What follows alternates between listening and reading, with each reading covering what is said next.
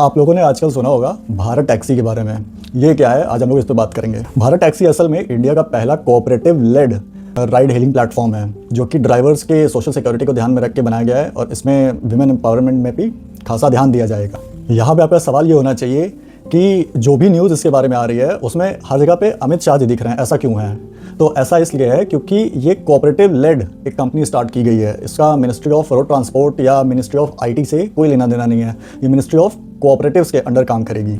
इसमें ड्राइवर्स को सारथी के नाम से बोला जाएगा और जो विमेन राइडर्स हैं जो खुद को रजिस्टर करेंगी उन्हें बाइक दीदी के नाम से जाना जाएगा। अभी तक 150 से ज़्यादा बाइक दीदी ने रजिस्टर कर लिया है और जो ड्राइवर्स हैं वो 3 लाख से ज़्यादा रजिस्टर हो चुके हैं। 9 लाख से ज़्यादा कस्टमर्स इस पर रजिस्टर कर चुके हैं खुद को। जो शेयर्स होंगे भारत टैक्सी के वो सारथीज खुद ओन करेंगे और ये वो 500 रुपये की एक फीस दे करके एक शेयर परचेज कर सकते हैं। भारत टैक्सी एक जीरो कमीशन मॉडल है जो कि एक बेटर ऑल्टरनेटिव प्रोवाइड करेगा। जो ride aggregator platforms already exist करते हैं इंडिया में, ओला और उबर, उनसे ये बेहतर चीज़ें प्रोवाइड करेगा फैसिलिटीज़ के रूप में। जैसे आपकी इंश्योरेंस वगैरह हो गई, वो ड्राइवर्स को हेल्थ इंश्योरेंस देगा, लाइफ इंश्योरेंस देगा, एक्सीडेंटल इंश्योरेंस देंगे।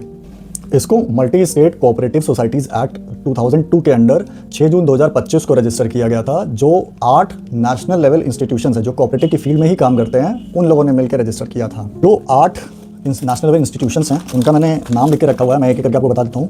नेशनल कोऑपरेटिव डेवलपमेंट कॉर्पोरेशन है, Indian farmers fertilizer cooperative limited है, नाबार्ड है, कृषक भर्ती कोऑपरेटिव लिमिटेड है, Gujarat cooperative milk marketing federation जिसको आप अमूल के नाम से जानते हैं, और national agricultural cooperative marketing federation of India है, नेशनल डेयरी डेवलपमेंट बोर्ड है, और 8वां है नेशनल कोऑपरेटिव एक्सपोर्ट लिमिटेड।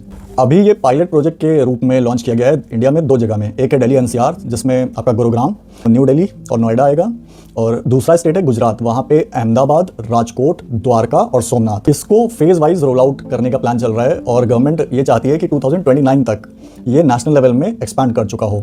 और इसमें आपके जो हेल्थ सेंटर्स होंगे वो न्यू दिल्ली में 7 की लोकेशंस में इस्टेब्लिश किए जाएंगे।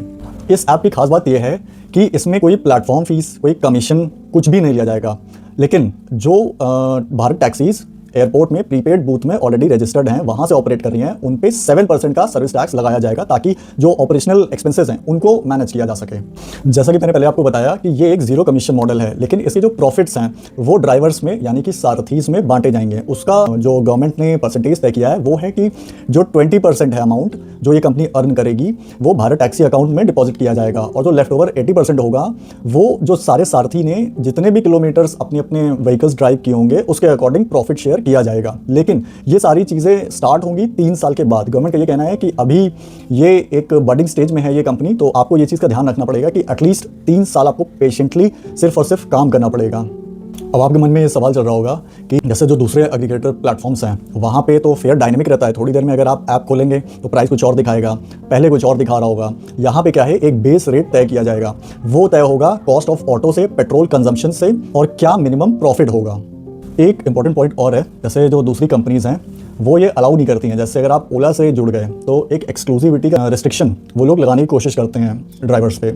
इसमें वैसा कुछ भी नहीं रखा गया है, तो आप फ्री हैं। आप एक वेरीफाइड अगर सारथी हैं इस ऐप पे तो आपको कोई ऐसा रोक टोक नहीं है कि आप दूसरे प्लेटफॉर्म्स में खुद को रजिस्टर नहीं करा सकते हैं या उसकी राइड नहीं बुक कर सकते हैं। और ये जो एक शुरुआत है भारत टैक्सी की, ये हमारे मिनिस्ट्री ऑफ कोऑपरेटिव्स की जो एक टैगलाइन है, सहकार से समृद्धि, उस बात को ये बहुत स्ट्रेंथन करता है। जैसा कि हमारे होम मिनिस्टर ने, अमित शाह जी ने जो चीज़ें बताई थी, मैंने कोशिश करी है मैं वो आपको बताऊँ, क्लियरली एक्सप्लेन कर सकूँ कि भारत टैक्सी असल में इंडिया का फ्यूचर कैसे चेंज करने वाला है।